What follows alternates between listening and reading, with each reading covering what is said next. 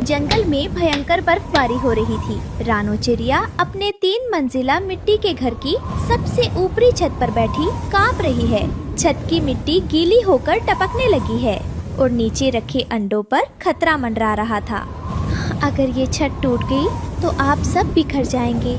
मुझे आप लोगों को बचाने के लिए कुछ भी करना होगा, चाहे जान ही क्यों ना चली जाए। रानो उड़कर नदी के पास गीली मिट्टी लेने आई थी, लेकिन वहाँ सब कुछ जम चुका था। बंगाली बूढ़ा कछुआ पत्थर के नीचे सिकुड़ कर बैठा था। रानो की हालत देख उसकी आंखों में दया। दोस्तों, ये रहे हमारी आज की वीडियो के प्यारे सब्सक्राइबर्स और फॉलोअर्स के नाम। मुस्कान झा, जैस्मीन अख्तर, ऋषिका, अनामिता, विकास पाल। जो नहीं चुने गए, चिंता मत करो, अगली बार तुम भी बन सकते हो जंगल के सुपरस्टार। दोस्तों, अगर लूं तो देर किस बात की, जल्दी से कमेंट करके अपना नाम हमें भेजे। क्या है? अरे तुम ही तूफान में बाहर क्यों हैं? ये मौसम तो तुम्हार जान ले लेगा, एकदम डेंजर है। दादा, मेरे पास अपनी जान बचाने का समय नहीं है। मेरे घर की छत टपक रही है और नीचे मेरे अंडे हैं।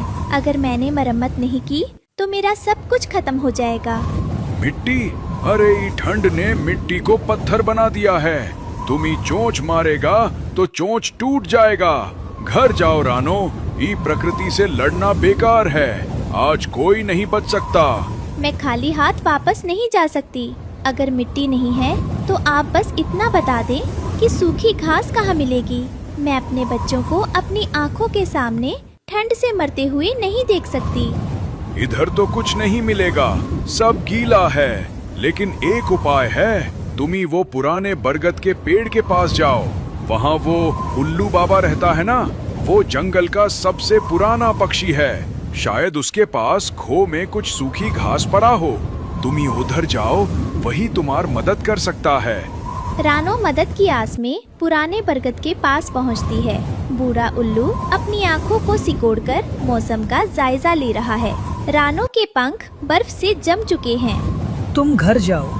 आज रात जंगल का कोई भी पक्षी अपनी जान जोखिम में डालकर बाहर नहीं निकलेगा। लेकिन आप तो जानते हैं, मेरे अंडे अभी बहुत नाजुक हैं। क्या आप थोड़ी देर के लिए मेरे घर की निगरानी कर सकते हैं? रानो के उड़ते ही झाड़ियों के पीछे से बिल्लो उल्लू की पीली आंखें चमकती हैं। उसने रानो को बेबस और अकेले देख लिया है। उसे भूख और मौका दोनों मिल गए हैं। बेचारी रानो, तुम छत बचाओगी या अपने अंडे? आज तुम्हारे उस 3 मंजिला महल में मेरी दावत होगी। रानो थक हार कर कालू और गोरी के पास पहुंचती है। वे अपने मजबूत घोंसले में सुरक्षित है। कालू भैया, आप थोड़े मजबूत हैं। क्या आप मुझे थोड़ी घास और कोयले दे सकते हो? बच्चे ठंड में ठिठुर रहे हैं।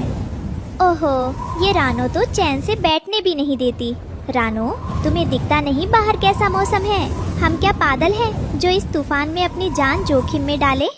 तुम अपनी मुसीबत हमारे पास मत लाओ। हम इस ठंड में अपनी जगह से नहीं हिलेंगे। तुम जाओ यहाँ से। रानो घर के अंदर आती है। छत से पानी की बूंदें टपक रही हैं। वो घबरा जाती है और तुरंत अपने अंडों को एक एक करके नीचे वाली सुरक्षित और सूखी मंजिल में ले जाती है। आप डरिए मत, जब तक मेरी सांस चल रही है मैं आपको कुछ नहीं होने दूंगी। रानो को बाहर कुछ खरखराहट सुनाई देती है। वो मदद के लिए हरिया तोते के पास आती है, जो अपने परिवार के साथ बैठा है। हरियाली तोती ने खतरा देख लिया है। तुम तुरंत वापस जाओ रानो। मैंने अभी बिल्लो उल्लू को तुम्हारे घर की तरफ जाते देखा है। हम वहाँ नहीं जा सकते, वो हमें मार देगी। तुम अपनी जान बचाओ रानो, अंडे तो फिर आ जाएंगे। रानो बिजली की रफ्तार से वापस आती है। बिल्लो उसके मिट्टी के घर के छोटे दरवाजे को पंजों से तोड़ने की कोशिश कर रही है। रानो बिल्लो के सामने एक तिनके की तरह खड़ी हो जाती है। तुम हटो सामने से, मैं आज खाली पेट नहीं जाऊंगी। आप मेरे शरीर के टुकड़े कर दें, लेकिन मेरे घर के अंदर एक कदम भी नहीं रख सकती। बिल्लो के वार से घायल होकर रानो नीचे गिरती है। वहाँ रानी चींटी अपनी सेना के साथ रहती है। रानो की आंखों से आंसू गिर रहे हैं। वो दर्द से तराह रही है। रानी बहन, देखिए मैं बुरी तरह घायल हो गई हूँ। इस पूरे जंगल में आज मेरे पास कोई नहीं है जो मेरी मदद करे। वो बिल्लो उल्लू मेरे घर का दरवाजा तोड़ रही है और वो मेरे बच्चों को खा जाएगी। मैं असहाय हूँ। रानी बहन, क्या आप मेरी आखिरी मदद करेंगी? मैं आपको और आपके साहस को कभी नहीं भूलूंगी। तुमने एक माँ का फर्ज निभाया है रानो, अब हम अपना फर्ज निभाएंगे। तुम हिम्मत मत हारना। बर्फबारी के बीच एक अद्भुत नजारा। उड़ने वाली चींटियां उड़ते हुए रानो के घर के पास जाती हैं। रानो घायल होने के बावजूद उनके आगे उड़ रही है। आप सब तैयार रहें, हमें उस विशाल जानवर को अपनी ताकत दिखानी है। बिल्लो ने दरवाजा तोड़ दिया है और वो अंडों की तरफ झपट रही है। तभी चींटियों की फौज बिल्लो की नाक, कान और आँखों पर हमला बोल देती है। रानो भी अपनी बची हुई ताकत से बिल्लो की आँखों पर चोंच मारती है। ये क्या है? छोड़ो मुझे, मैं जा रही हूँ। बिल्लो, मैंने तुमसे कहा था तुम मेरी जान ले सकती हो, लेकिन तुम मेरे बच्चों को कभी हाथ नहीं लगा पाएंगी। अब तुमने देख लिया कि एक माँ की ममता और छोटे जीवों की एकता में कितनी शक्ति होती है। निकल जाओ यहाँ से और दोबारा कभी मेरे परिवार की तरफ आंख उठाकर भी मत देखना।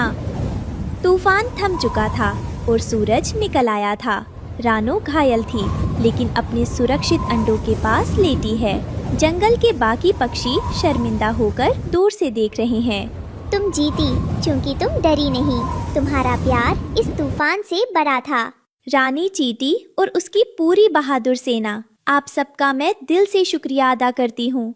आप लोगों ने आज एक ऐसी हिम्मत दिखाई जिसकी कोई कल्पना भी नहीं कर सकता था। आप लोगों की एकता और रानी बहन के सहयोग के कारण आज मेरे बच्चों को एक नया जीवन मिला है। मैं और मेरे बच्चे यह उपकार कभी नहीं भूलेंगे। आपने सिखाया कि आकार नहीं बल्कि हिम्मत और एकता सबसे बड़ी ताकत होती। सुंदरवन जंगल, चारों ओर अंधेरा, बादलों की गड़गड़ाहट और लगातार बरसता पानी। बड़े बड़े पेड़ जड़ से हिल रहे थे। इस घने जंगल के एक कोने में रहती थी रानो चिड़िया, गरीब मगर मेहनती माँ। उसके पास बस एक छोटा सा घर और उसके 2 नन्हे बच्चे थे, गुड़िया चिड़िया और कुकू चिड़ा। मम्मा, इतनी तेज बारिश हो रही है, हमारी पालक का क्या होगा? वो तो छोटे छोटे पौधे हैं, कहीं डूबकर मर ना जाएं। हाँ बेटी, आप सही कह रही हो। ये बारिश तो बड़े बड़े पेड़ों को भी गिरा सकती है। पालक तो बहुत नन्ही है, लेकिन हम उम्मीद नहीं छोड़ेंगे। मम्मा, हमने तो पालक बोने में इतनी मेहनत की थी, क्या वो सब ऐसे ही बर्बाद हो जाएगा? मेरा तो दिल करता है मम्मा कि सारी पालक अभी खा लूं, वरना ये पानी ले जाएगा। नहीं बेटा, खाने का वक्त आएगा, पर पहले हमें अपनी मेहनत को बचाना है। पालक ही तो है जिससे हमारा गुजारा चलेगा। रानो दरवाजे पर जाती हैं और अपने बच्चों से कहती हैं, गुड़िया, मेरा छाता उठा ला और तुम दोनों अपनी अपनी टोकरी लो। जितनी पालक बचा सकते हैं बचाएंगे। मम्मा, हम भी आपके साथ आएंगे, चाहे जितनी बारिश हो, हम अपनी पालक बचा कर रहेंगे। रानो और उसके बच्चे भीगते हुए फिसलते रास्तों पर छाता और टोकरी लेकर अपने पालक के खेत की ओर चले जाते हैं। गुड़िया बेटी, मुझे लगता है जंगल में बाढ़ आ जाएगी। ऐसा करते हैं, जल्दी जल्दी पालक तोड़ते हैं और जाकर तोते भैया और कबूतर भैया को भी बुला कर लाओ, वो भी अपने हिस्से की पालक तोड़ लें। गुड़िया चिड़िया तोते के घर जाती है और कुकू कबूतर के घर जाता है। तोते अंकल, जल्दी आइए, जंगल में बाढ़ आने वाली है, हमारी पालक डूब जाएगी। मम्मा ने कहा है आप भी अपना हिस्सा ले जाइए। अरे वाह रानो बहन तो सचमुच दयालु है। ऐसे मौसम में पालक के पकौड़े, उफ, मजा आ जाएगा। चलो, मैं टोकरी लेकर आता हूँ। कबूतर अंकल, मम्मा ने आपको बुलाया है, पालक डूब जाएगी, आप भी आकर अपनी पालक तोड़ लें। मुझे पूरा भरोसा था कि रानो बहन मुझे कभी नहीं भूलेगी। चलो बेटा, आज तो पालक का स्वाद मिलेगा। तोता और कबूतर भी अपनी अपनी टोकरी लेकर खेत की ओर आ गए। अब सब मिलकर पालक तोड़ रहे थे। कालू कौवा और गोरी कव्वी अपने घर की खिड़की से झांक रहे थे। कालू जी, मुझे तो लगता है ये सब चोरी करने जा रहे हैं। गोरी, जंगल में सिर्फ चोरी करने का हक हमें है। चोर हम हैं। हम जैसा चोर कभी पैदा नहीं होगा। कालू जी, मुझे भी देखना है कि ये लोग क्या करने जा रहे हैं। गौरी उनके पीछे पीछे जाती है। वो सब रानो चिड़िया के खेत में जाकर पालक तोड़ रहे थे। मेरे तो मुंह में पानी आ रहा है। कितनी स्वादिष्ट पालक है, वो भी ताजी ताजी। दिल तो करता है जाकर सारी तोड़ लूं मैं। गौरी अपने घर जाती है। कालू जी, उस चिड़िया ने सबको बुलाया है पालक तोड़ने के लिए, मगर हमें नहीं बुलाया। गोरी, पिछले बार उसके आम के पेड़ हमने ही काटे थे, वो कैसे हमें बुला सकती है? मगर कालू जी, ये पालक लेने वाला मौका मैं हाथ से जाने नहीं दूंगी। गोरी, क्या कर लोगी तुम? कालू जी, बस तुम देखते जाओ। गौरी अपने घर से एक जाल उठाती है और फिर उड़ जाती है। वो जैसे ही पालक के खेत से उड़ती है, तभी वो खेत में जाल को फेंक देती है। अरे अरे रानो, वो देखो, वो जाल। मुझे लगता है शिकारी आ गया है। मम्मा, देखो जाल, शिकारी आ गया। हाँ तोते भैया, चलो गुड़िया और कुकू जल्दी से भागकर घर चलो। जल्दी जल्दी सब भागो, वरना फंस जाओगे। मम्मा, आप भी हमारे साथ चले, हमें अकेले में डर लगता है। हाँ मेरे बच्चों, बस जो पालक तोड़ ली है, ये टोकरी आप लेकर चलो, मैं आ रही हूँ। और फिर तोता और कबूतर भी तुरंत उड़कर अपने घर चले जाते हैं। रानो भी अपने बच्चों को लेकर घर में आ जाती है। हे भगवान, तेरा लाख लाख शुक्र है कि मेरे बच्चे बच गए हैं। उस शिकारी से ऐसी बारिश में भी शिकारियों को कुछ नहीं सोचता। हरियाली, अल्लाह अल्लाह करके जान बची है हमारी, नहीं तो आज हम शिकारी के हिस्से में जाने वाले थे। मिट्ठू जी, अब मैं आपको दोबारा पालक तोड़ने के लिए नहीं जाने दूंगी। देख लो, हमारा छोटा मिट्ठू हमारा बच्चा है। अगर हमारा बच्चा अनाथ हो जाता फिर। अरे ऐसी बातें नहीं सोचते। चलो जल्दी से पालक के पकौड़े बनाओ। रात गहरी होती गई। बारिश थमी नहीं, बल्कि और तेज होती गई। इसी अंधेरे और बरसात का फायदा उठाकर पीछे से गोरी कभी खूब पालक तोड़ती है और फिर टोकरी भरकर अपने घर ले जाती है। अरे वाह गोरी, मान गया। जब तक तुम्हारे जैसी पत्नी है, तब तक तो कोई चिंता नहीं मुझे जिंदगी में। रात भर बारिश होती है और फिर अगली सुबह भी उसी बारिश के साथ ही होती है। चलो बच्चों, अब तो शिकारी नहीं होगा, हम लोग पालक तोड़ते हैं। जितना जल्दी हो सके अपनी पालक को तोड़ना होगा। रानो के दोनों बच्चे के चेहरे पे थकान थी, क्योंकि वो पहले ही पालक तोड़ तोड़ कर थक चुके थे। अच्छा मेरे बच्चों, आप घर में बैठकर आराम करो, आज पालक मैं तोड़ने जाती हूँ। रानो टोकरी उठाती है और फिर अपने खेत की ओर चली जाती है। कालू जी, आज तो रानो अकेली है। आज तो पालक तोड़ना आसान होगा हमारे लिए। हाँ गोरी, तुम घर में बैठो, मैं अभी जाता हूँ। कालू कौवा रानो के खेत में जाता है। अरे अरे रानो बहन, तुम यहाँ बैठी हो, उधर शिकारी चील तुम्हारे घर के आसपास मंडला रहा है। रानो चिड़िया कालू की बातों में आ जाती है और वो अपने घर चली जाती है। गुड़िया और कुकू, क्या खिड़की में से शिकारी चील को देखा था आपने? नहीं मम्मा, हमने तो नहीं देखा। अच्छा बच्चों, आपने दरवाजा नहीं खोलना, अपना अच्छे से ख्याल रखना। उधर से कालू कौवा टोकरी भरकर खूब पालक तोड़ता है। जी भर के पालक तोड़ के खेत को तो आधा खाली ही कर देता है। रानो चिड़िया जब खेत में वापस जाती है, हे भगवान, ये क्या? कालू ने तो मुझे धोखा दिया। शिकारी कहीं नहीं था और मेरी आधी पालक गायब हो गई। उस रात बारिश इतनी तेज होती है कि रानो का घर गिर जाता है। गुड़िया और कुक्कू उसमें दब जाते हैं। रानो बहन, घबराओ मत, मैं बच्चों को निकालता हूँ। मम्मा। कबूतर ने जान की परवाह किए बिना बच्चों को बाहर निकाला। रानो के आंसू थमे नहीं। बरसात जारी थी, बच्चे कांप रहे थे।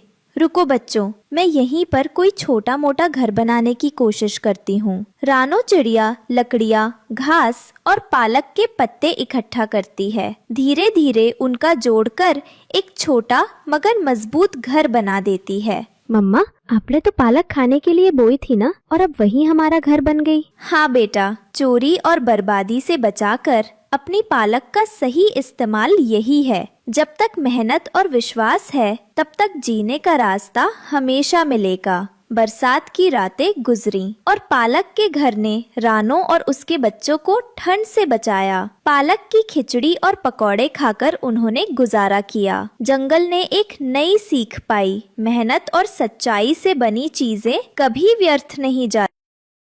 जंगल की एक टूटी फूटी डाल पर रानो चिड़िया अपने छोटे छोटे बच्चों के साथ रहती थी। बरसात की बूंदें डाल के छेदों से टपकती और उसके बच्चों के पंख भीग जाते। कभी दाना मिलता, कभी भूखे ही सोना पड़ता। वहीं दूसरी ओर उसी जंगल के किनारे टुनटुनी चिड़िया का रिश्ता एक अमीर परिवार में हो गया। उसका घर सोने चांदी से सजा हुआ था, खाने पीने की कोई कमी नहीं थी। धीरे धीरे टुनटुनी बदलने लगी, उसके दिल में घमंड आ गया। अरे मेरे लालों, सह लो बेटा, ये काली घटा भी एक दिन छट जाएगी। माँ के पास ना सूखी घास है तुम्हें ओढ़ाने को, ना कोई दाना है तुम्हारी चोंच में डालने को। बस यही दुआ करती हूँ कि ये बेरहम तूफान तुम्हें छीन कर न ले जाए। माँ, भूख से पेट चुभ रहा है, कुछ खिला दो ना। आसमान से सिर्फ पानी गिरता है, दाना क्यों नहीं गिरता? बेटा, माँ की कसम, कल सुबह जैसे ही सूरज निकलेगा माँ जंगल जाएगी। कहीं तो कोई बीज, कोई जंगली फल मिलेगा तुम्हारे लिए। जंगल के एक कोने में टुनटुनी चिड़िया का आलीशान घर बना हुआ था। टुनटुनी एक झूले पर बैठी हुई कहती हैं, वाह, यही है असली जिंदगी। ना कोई दुख, ना कोई तकलीफ, सोने का घर, खाने को सब कुछ और पहनने को कीमती हार। इतने में उसकी एक सहेली बिंदिया चिड़िया आती है। टुनटुनी बहन, सुना है तेरी गरीब बहन रानो आज भी टूटी डाल पर रहती है, भूखी प्यासी बच्चों को पाल रही है। वो तो शुरू से ही अभागिन थी, ना घर बनाने की अकल, ना किस्मत में अमीरी। मेरे जैसी किस्मत सबको थोड़े ही मिलती है। अगले दिन रानो भूखी प्यासी अपने बच्चों के लिए दाना ढूंढते हुए टुनटुनी के घर के पास आती है। बहन टुनटुनी, कैसे हो? देखो, मैं बहुत मुश्किल में हूँ। बच्चे कई दिनों से भूखे हैं, अगर थोड़ा सा दाना दे दो तो बड़ी मेहरबानी होगी। ओह, ये तू है रानो? अरे, तेरा हाल तो पहले से भी बुरा लग रहा है। कितनी बार कहा था अमीर पक्षी की तलाश कर और शादी कर ले, लेकिन तू तो हमेशा गरीबी में ही खुश रहती थी। अब भुगत गरीबी का दर्द। बहन, मैं तेरा ताना सुनने नहीं आई, बस थोड़ा सा दाना मांग रही हूँ। मेरे बच्चे भूखे हैं, तुझे भगवान ने इतना दिया है, जरा सा बांट देगी तो तेरा कुछ नहीं जाएगा। नहीं, मेरे घर का एक एक दाना कीमती है। मैं मेहनत से यहाँ पहुँची हूँ और तू हमेशा मुफ्त खोर रही है। जा, कहीं और भीख मांग। ठीक है बहन, अगर तेरे दिल में अपनी बहन के लिए दया नहीं तो मैं भीख नहीं मांगूंगी। याद रख, अमीरी हमेशा साथ नहीं देती, पर बहन का प्यार हमेशा काम आता है। रानो निराश होकर भूखी और परेशान अपने बच्चों के लिए दाना खोजते खोजते जंगल के उस हिस्से में आ पहुंची जहां कोई परिंदा तक नहीं आता था। हे जंगल के मालिक, कब तक मैं अपने मासूम बच्चों को भूख से तड़पते देखूं? क्या गरीब माँ होना ही गुनाह है? अचानक उसी सूने जंगल में एक हल्की सी रोशनी चमकी, मानो किसी पुराने पेड़ के तने से आवाज निकल रही हो। रानो, ओ दुखियारी चिड़िया, तेरे आंसुओं ने इस जंगल की मिट्टी तक को भिगो दिया है। डर मत, तेरी पुकार सुनी गई है। रानो चौंककर इधर उधर देखती है। कौन है वहाँ? कौन मेरी तकलीफ सुन रहा है? मैं तो एक गरीब बेबस माँ हूँ, मेरे पास किसी को देने के लिए कुछ भी नहीं। तुझे कुछ देने की जरूरत नहीं। ये ले, अनार का बीज, इसे जंगल की मिट्टी में बो देना, तेरे सब दुख दूर हो जाएंगे। रानो की थकी आंखों के सामने सचमुच एक चमकता हुआ अनार का बीज जमीन पर गिरा। रात घर आई। रानो कांपते पंखों से उस बीज को अपने पेड़ के नीचे की मिट्टी में गाड़ देती है। वो बच्चों को अपने पंखों से ढकते हुए आसमान की ओर देखती है और अनार के बीज पर टपकते आंसू मिट्टी को भिगो देते हैं। हे भगवान, ये बीज ही मेरी आखिरी उम्मीद है। मेरे बच्चों की भूख का इलाज इसी में छुपा हो तो कृपा करना। सुबह की पहली किरण फूटते ही उस मिट्टी से अचानक एक छोटा सा पौधा फूट निकला। पलक झपकते ही वो पौधा बड़ा होता गया और कुछ ही देर में वहाँ एक भव्य अनार का पेड़ खड़ा हो गया। उसकी डालियों पर लाल लाल अनार लटक रहे थे, जिनमें सोने जैसी चमक थी। रानो और उसके बच्चों घर से बाहर से आकर देखते हैं। ये क्या चमत्कार है? इतना सुंदर पेड़ और इतने लाल अनार! क्या सच में मेरे बच्चों के लिए कोई दावत छुपी है इसमें? रानो कांपते पंखों से एक अनार तोड़ती है और वो घर जादुई चमक के साथ एक अनार घर में बदल जाता है। हे दयालु जंगल, तूने मेरी पुकार सच में सुन ली। अब मेरे बच्चे भूखे नहीं रहेंगे। आज पहली बार लग रहा है कि मेरी गरीबी मुझे नहीं बल्कि मेरी मेहनत और मेरे आंसुओं ने मुझे अमीर बना दिया।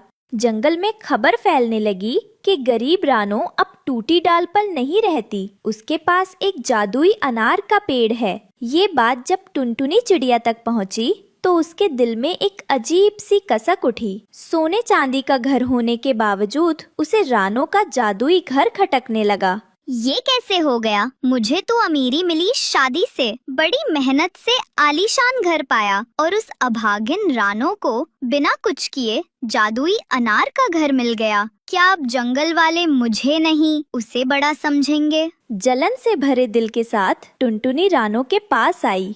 वाह रानो, कल तक तू टूटी डाल पर भीगती थी और आज देखो जादुई घर में राजकुमारी बन गई। ये सब किस्मत का खेल है या तूने कोई चाल चली है? नहीं बहन, ये मुझे जंगल की दया से मिला है। नहीं, ये राज मुझे भी जानना ही होगा। रात के अंधेरे में टुनटुनी चुपके से रानो के पेड़ के पास पहुंची। वो पेड़ की डाल पर चढ़कर अनार तोड़ने लगती है। ये अनार मेरा होगा। अगर रानो को एक घर मिला है तो मुझे महल मिलेगा। हाँ, बस ये अनार मेरे हाथ लग जाए। लेकिन जैसे ही उसने पेड़ से ज्यादा जोर लगाया, पेड़ की आत्मा क्रोधित होकर जाग उठी। लोभी टुनटुनी, ये पेड़ किसी स्वार्थी के लिए नहीं है। टुनटुनी डरकर पीछे हटती है। मुझे डराना आसान नहीं। अगर रानो को मिल सकता है तो मुझे भी मिलेगा। पेड़ से अचानक एक तेज रोशनी निकली। टुनटुनी को एक पेड़ से बांध दिया। नहीं, मैंने तो बस चाहा था कि मेरी बहन से कम ना रहूं। मैं गलत हो गई, मुझे माफ कर दो। ये सब देखकर रानो का दिल पसीज गया और वहाँ आई। टुनटुनी अमीरी महलों से नहीं आती बल्कि दिल की अच्छाई से आती है। बहन, मैं समझ गई। मैंने हमेशा घमंड किया, लेकिन तूने मुझे सच्ची दौलत का मतलब सिखा दिया। दोनों बहनें आंसुओं में भीगी, लेकिन उनके दिल साफ हो गए। टुनटुनी ने अपने घमंड और जलन को छोड़ दिया और रानो के साथ मिलकर जंगल में खुशियों का नया जीवन शुरू किया। इस कहानी से हमें सीख मिलती है कि लालच से हमेशा नुकसान होता है और सच्ची अमीरी सोने चांदी या महलों में नहीं बल्कि नेक दिल, मेहनत और प्यार में होती है।